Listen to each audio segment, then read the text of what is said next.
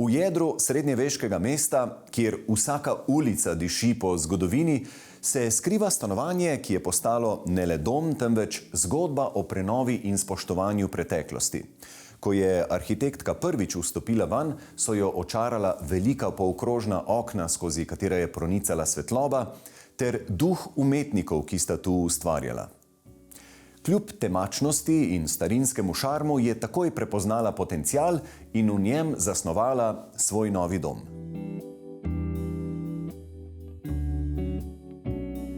Živeti v prostorih, ki so jih zasnovale in gradile prejšnje generacije, pomeni ustvarjati dialog s preteklostjo.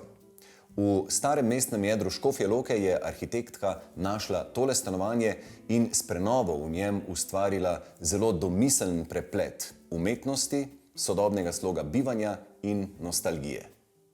Suzana, povejte nam prosim, kako se je zgodba s tem zdaj prenovljenim stanovanjem začela? A je bila to ljubezen na prvi pogled? Ja, res je. Bila je ljubezen na prvi pogled v bistvu.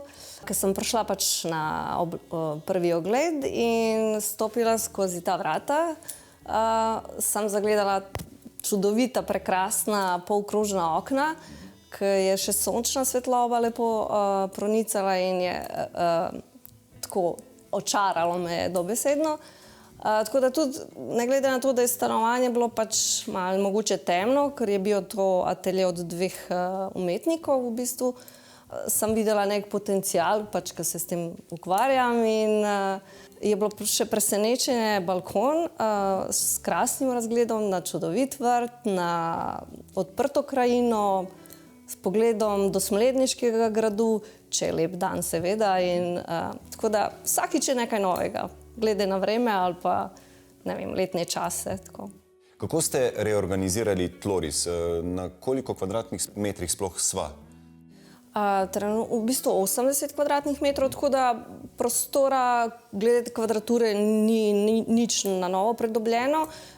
Se bivalni prostor povečal na račun tega, da sem eliminirala nenosilne stene, da sem oslobodila prostor in kopalnico prestavila zraven spalnice. Kopalnica je sploh zanimivo zasnovana s to neko pretočnostjo oziroma prehodnostjo. Kako ste si tukaj stvari zamislili? Tako da funkcionalno sem jo prestavila zraven spalnice, ločila z garderobnimi omarami, tako da je lahko nevidna. Obenem sem pa naredila preboj med dnevnim straniščem, ki ima okna na atrij, in s tem dobila svetlobo pa naravno prezračevanje, in tudi uporabna je za obiske ali obrnjenem smeru, da lahko pridejo do tuša. To je zelo zanimivo. Ne vem, če sem že kdaj videl, da bi ta tuš kabina služila kot povezovalni hodnik, dvofunkcijsko. Ja, tako se je nekako dobro išlo v bistvu, da in funkcionalno in da lepo zgleda.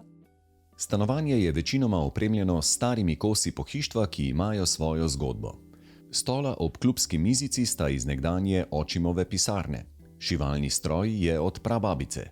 Vitrino in komodo ter še kak kos porcelana je podedovala po babici. Staro pisalno mizo so ji podarili prijatelji, stol lupinico pa je ob vselitvi dobila v dar od svoje sosede. Jedilna miza je nova in sodobno oblikovana. Oblikoval jo je mlad bosanski oblikovalec. Suzana pravi, da je to še ena malo drugačna povezava z otroštvom, saj tudi sama izvira iz Bosne. In zdaj kot en kontrast tem starejšim kosom pohištva so pa določeni deli popolnoma novi, ne? Ti kosi so v bistvu vgradne omare, garderobne ali pisarniške ali kot utility. Kot je v tej v bistvu zrcalni omari, ki je nastala najbolj iz razloga, da se odsevajo ta čudovita stara okna in s tem poglobi prostor in jih dvakrat vidimo, ne? Tako vsako smer. Je pa zatem utility z pralnim strojem, pa garderoba in čevlji.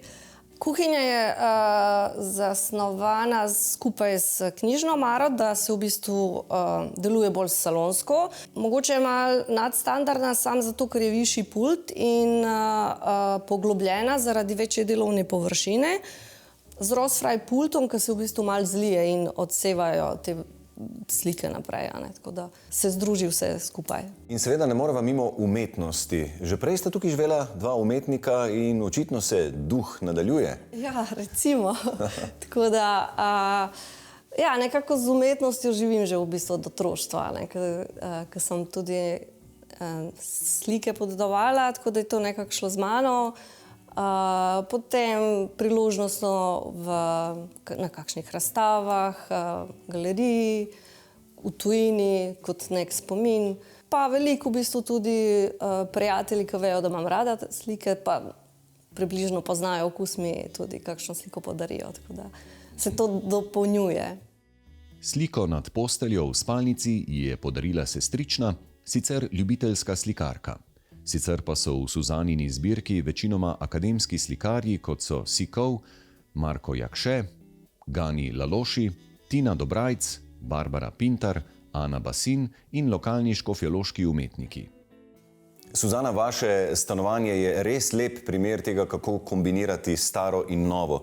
Kaj bi rekli, po vašem mnenju, je pravi recept za to, da dosežeš takle čudovit učinek? Nekega recepta pravega mogoče ni, je pa definitivno v bistvu občutek, da to spoštuješ in imaš rad. V tem primeru potem to ni težko kombinirati. Vsekakor vsak prostor zahteva neko opremo, novo, staro, ampak mislim, da se v vsakem primeru da kombinirati, ne glede na katero obdobje, 70., 80. ali pa še starejša.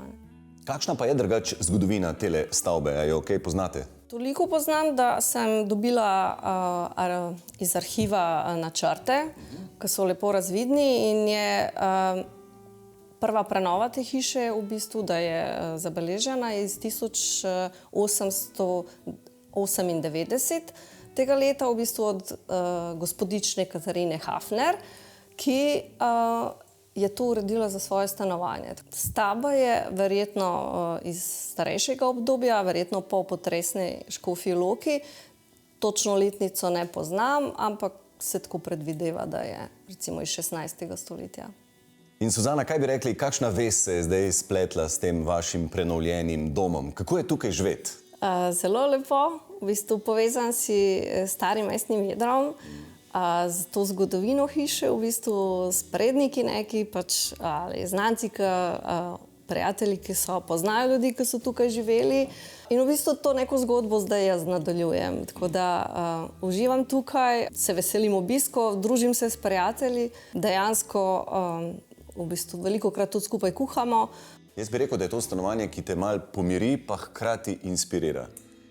Absolutno, ja. Dejansko sploh v določenem času, recimo jutarnja sončna kavica s pogledi ali pa v bistvu ta mir, ki se dejansko ne čuti z mestnega trga, tako blaženo je.